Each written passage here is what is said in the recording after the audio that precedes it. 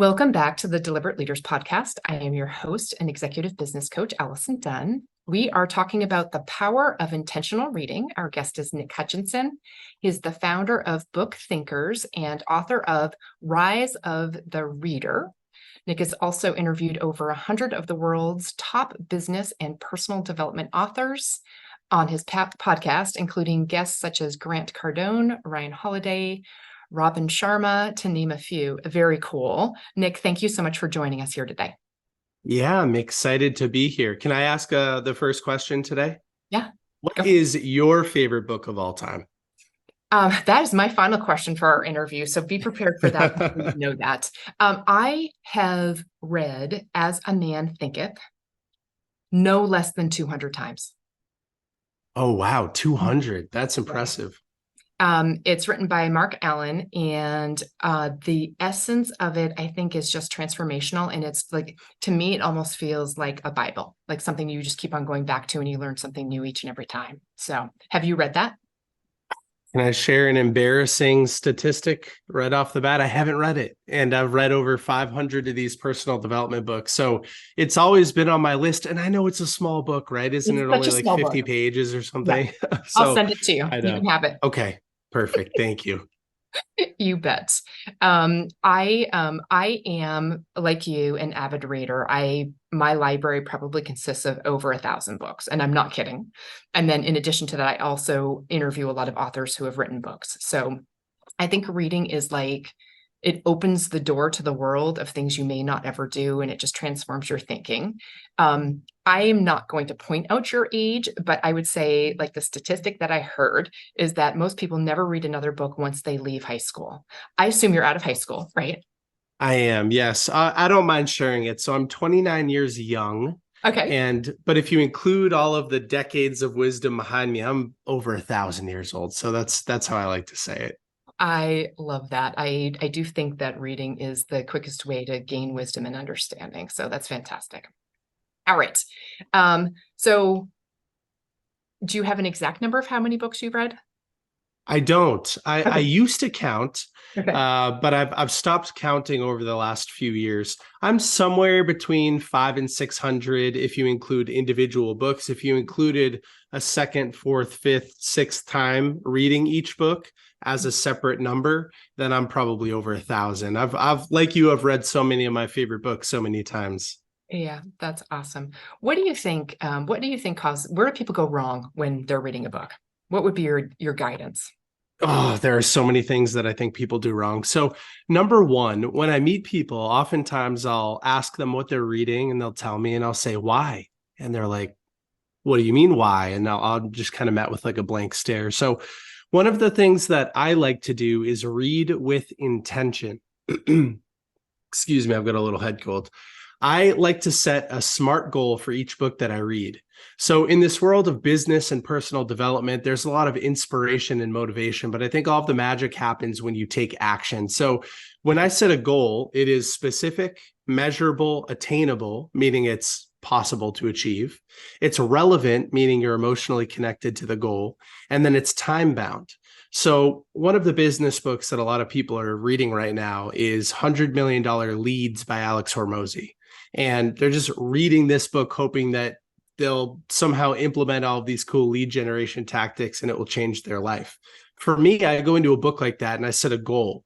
I say something like, I'm looking to find and implement at least 2 lead generation strategies for my business BookThinkers by the end of October. And so I'll write that goal on the inside cover of the book and I'll review it each time I read a few more pages so that my brain can filter for those actions to take. And so I'm priming myself to take action. Like I said, I think action is where all of the magic happens. So that's one thing, is people are reading without intention. And I think as a result, they're getting less out of the books than they could if they had set a SMART goal in the first place. So you set a SMART goal for every book you read, and you For write most of them. for Yeah. most of them. The book you're speaking of, what are the 2 actions you're taking on that to implement the lead strategies? I'm not done with the book yet, but I have, I said by the end of October. So hopefully by the end of October. When I go through a book like that and I'm primed for locating those potential lead gen actions, maybe by the end of the book, I'll have highlighted 15 or 20 different potential actions. And so what I'll do, and I will do this by the end of the month, I'll write down those 20 actions and I'll say what 20% of these can create 80% of the change that I'm looking for. So not every action is created equal. And I'll look for what are the highest leveraged activities that are also easy to implement. I think sometimes we get hung up on trying to implement these really long, complex strategies from books. And as a result, we don't take any action. And so that's, again, just something that's attainable, not make $100 million by the end of the month, but just find and implement at least 2 strategies. So one of the strategies that I have highlighted so far in the book is around outbound advertising. It's not something that my firm has ever participated in. So here we are, we've been in business for 7 years and we've never done any like outbound lead gen as far as paid advertising goes. And there are a ton of strategies in the book for how to incorporate Google ads and things like that. So yeah, that's definitely something that I'm considering so far. Very cool. I agree with you in the sense that a lot of people just consume books without intention of taking, or even not even sure what they plan to do with the information, right? Is there, based on the books you've consumed, a way to take notes and or find those nuggets that you then choose to put into action? What's your strategy? Highlighter? Yes, absolutely. I think right off the bat, another thing that a lot of readers are doing inefficiently is reading and note taking. And so for me, those are 2 completely separate activities. And I think we should treat them as such.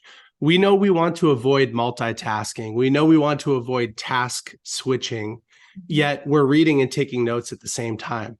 So for me, I review that intention. And as I'm reading, if I find something that I might want to take action on, I'll quickly highlight it. I love writing right inside of paper books. I do listen to some audio. I could talk about why reading physical paper books is much better for us in a minute. So I'll quickly circle the page number. I'll highlight a few things. Maybe I'll make a quick note, but I am not sitting there reflecting on the information in real time. Because again, I don't want to lose that momentum, that state of flow that I'm in with reading. Then at the end of the book, I'll go back and again, I'll analyze each one of those things that I highlighted. I'll confirm that it is related to my goal for the book. And then I'll rewrite as a form of repetition because repetition leads to retention. I'll rewrite those 15 or 20 things that I found in the book, maybe less, rarely any more than that. And then I'll decide which ones that I'd like to take action on. So it's almost like I'm going through the book a second time, but I'm only going through the second time looking at what I've highlighted and that I'd like to take action on. Okay, so I'm just curious, do you do that like chapter by chapter concept or full book, and then you go back and take notes? It's changed so many times over the years, but right now it's full book and then I go back and take notes on the full book. So it's almost like they're totally separate activities and I try not to mix both. Okay, that's fantastic. I had a goal in 2020, I think it was, to read 1 book a week. So I was doing about 4 a month, and that was exhausting. And I don't know that the implementation of it was good, but I did get through a lot of authors that way for sure. I'm a big believer that reading 1 book repeatedly to get the essence out of it until you have it implemented is a much smarter strategy.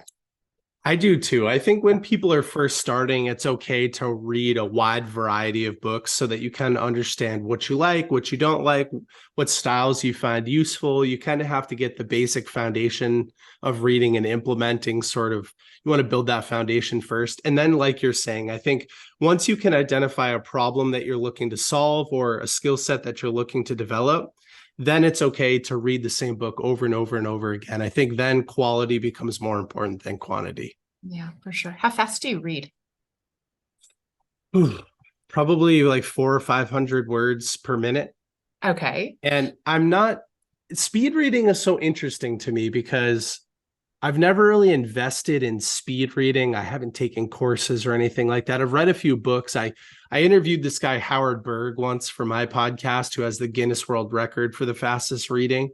But there's something about removing sub-vocalization that I just don't love. So a lot of these speed readers, they don't even read the book to themselves. They don't hear anything in their own brain when they're reading. They're just scanning. And although there's some data that says that improves retention, it's just not for me. So I do read pretty fast, but that's just the result of reading hundreds of books over the last 10 years.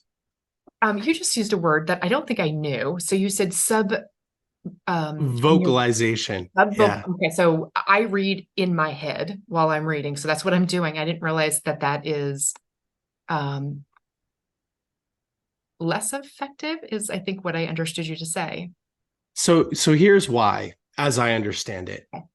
I'll give a metaphor first, and then we'll tie it to the metaphor. So imagine you are driving through a neighborhood, but you're driving pretty slow. You're in a car.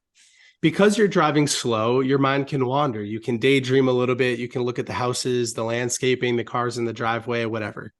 But let's imagine you were driving very fast. Your eyes would have to be glued to the road. So there's no opportunity for daydreaming. The same thing happens while we're reading a book. And so if you're reading slow and you're sub-vocalizing to yourself, right? Because then you can only read as fast as you can speak to yourself. You're sort of inefficient because your eyes aren't glued to the road. There's the opportunity because you're not using your brain's full capabilities to sort of daydream or to multitask as far as your thoughts are concerned. So what a lot of these crazy speed readers do is they read without repeating the words to themselves, because you can read, I'm going to make up the number, 5 times faster than you can speak. And so by not speaking it back to yourself, you can free up the rest of your brain's capacity for reading faster. Yeah, it is kind of crazy, but I don't really do it that way. I'm gonna have to think about, I mean, I think I'm like you. I do have to speak it to like really absorb what it's saying, but I'm going to try to do it without doing that. Yeah, I've tried a ton of times. It's weird and it's awkward, and you're like, am I actually reading or am I not reading?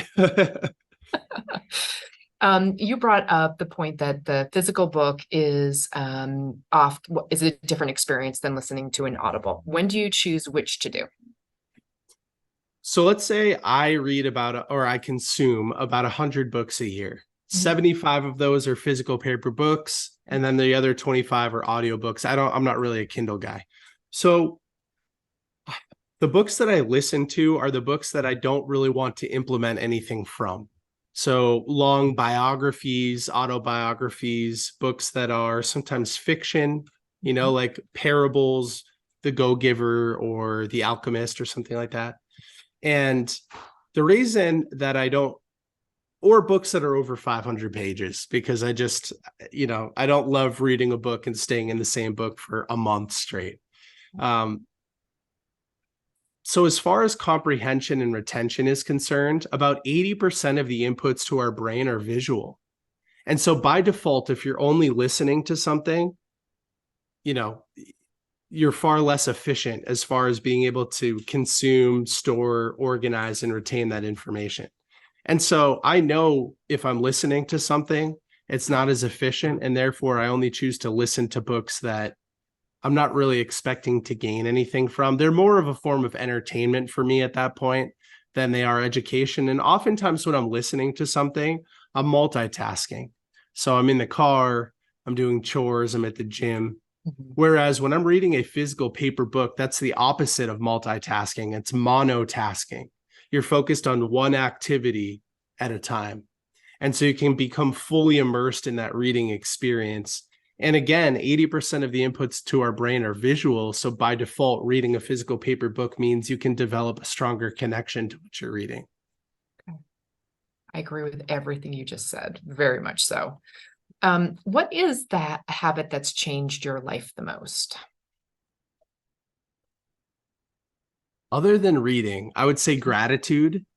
Early in my reading experience, I read Tools of Titans by Tim Ferriss. Yep. And he analyzes hundreds of high performers in different areas of athletics, entrepreneurship, spirituality, all sorts of things. And he was looking for a common trend between everybody. And some huge percentage of those high performers had a daily mindfulness practice. A lot of them would focus on gratitude, they would meditate, they would journal, things of that nature. And so I thought, well, I'd like to try that out. And so in the beginning, I would just on a yellow legal pad like this, I would journal 3 things that I was grateful for every single day. And because I knew that I would have to write something the next day, I started to filter for opportunities to identify something I was grateful for right in the middle of my day, which was brand new for me in my early 20s. It had such a big impact that I decided to get the numbers 1, 2, and 3 tattooed on my wrist as a reminder to look for opportunities to be grateful throughout the day. And there's a quote that I love too that reinforces this. It's from an Indian monk named Gaur Gopal Das. And he says, it's not happy people that are grateful, but it's grateful people that are happy. So gratitude is an action. It's a practice. It's something that we should essentially force ourselves to do at the beginning. And then the happiness is the result of practicing gratitude. So there are other ways that I practice gratitude today, but that journaling habit has probably created the biggest change in my life. Wonderful. That particular book is a book that I have not fully consumed, but it is crammed full of very, very interesting tips. How many of them have you done? Oh, tons of them. Yeah. The Wim Hof breathing and the deathbed visualizations. And yeah, there's so much. There's so much in that book. Oh, that's fantastic. I love it. I'm assuming that this is not your answer, the book you just said, but what would be your favorite life-changing book that you've read? Well, by the same author, The 4-Hour Workweek by Tim Ferriss is one of my favorite books of all time. And I say that for a couple of reasons. Number one, when I read that book, I was working in a cubicle, 9 to 5, sort of chained to a desk. BookThinkers hadn't taken off yet.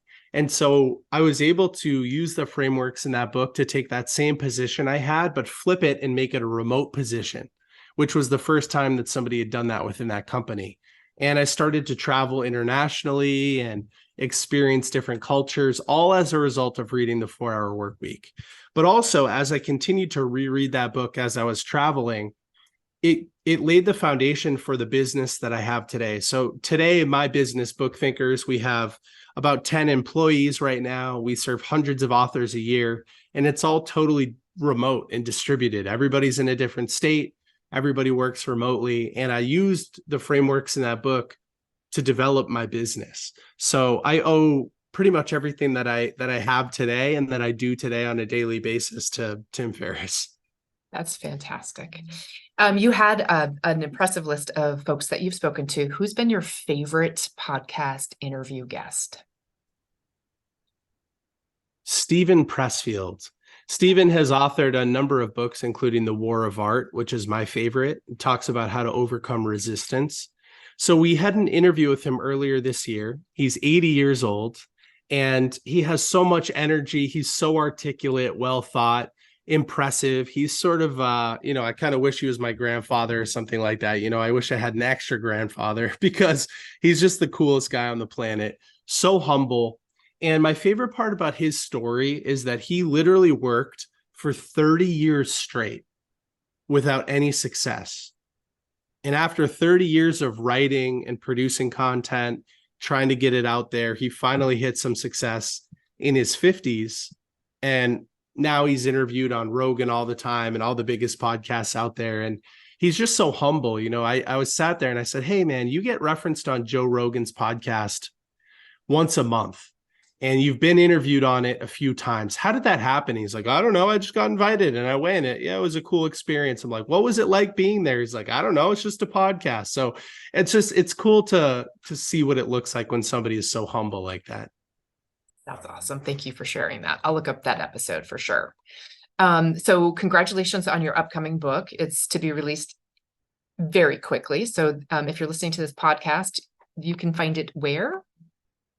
It is available. Yeah, it's available on every online retailer at a minimum. So Amazon, Barnes & Noble, Books A Million.